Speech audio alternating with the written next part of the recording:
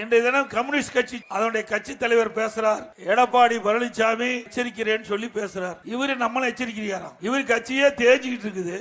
தேஞ்சு கட்டரும்பு ஆன கதையா கம்யூனிஸ்ட் கட்சி இருக்குதா இல்லையா என்று தேடி பிடிக்கின்ற அளவுக்கு அந்த கட்சி இருக்குது.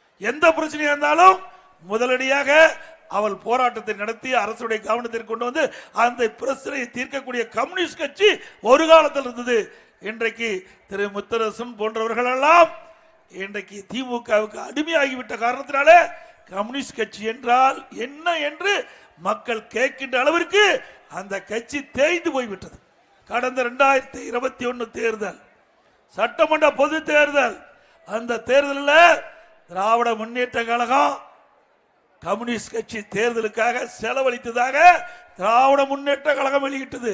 நாம சொல்லல, திராவிட முன்னேற்ற கழக கட்சி வெளியிட்டது.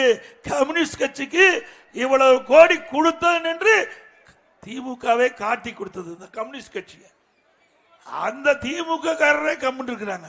இவர் அவர்களுக்கு வக்காலத்து வாங்குறார், அவருக்கு கூவி கொண்டிருக்கார். ஏன்னா அவளுக்கு கிடைக்க வேண்டியது கிடைத்து விட்டது, கூவித்தான் ஆக வேண்டும், வேற வழி இல்லையே.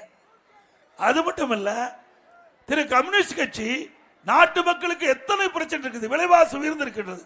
அதுக்கு ஏதாவது போராட்டம் நடத்துறீங்களா? இல்ல போக்குவரத்து தொழிலாளர்களுக்கு கிடைக்க வேண்டிய அந்த ஓய்வூதியங்கள்லாம் கிடைக்காம இருக்குது, அதுக்கு போராட்டம் நடத்துறீங்களா? இல்ல விவசாயிகள் பிரச்சனைக்காக போராட்டம் நடத்துறீங்களா? பழைய ஓய்வு திட்டம் அரசு ஊழியர் கிடைக்கவில்லை என்று அவள் குரல் கொடுத்திருக்கிறார், அதுக்கு ஏதாவது போராட்டம் நடத்துறீங்களா? எதுக்குமே போராட்டம் நடத்தாத ஒரே கட்சி இன்றைய தினம் கம்யூனிஸ்ட் கட்சி ஒன்றுதான். ஏன்னா திமுகவுக்கு அடிமையாகிவிட்டது.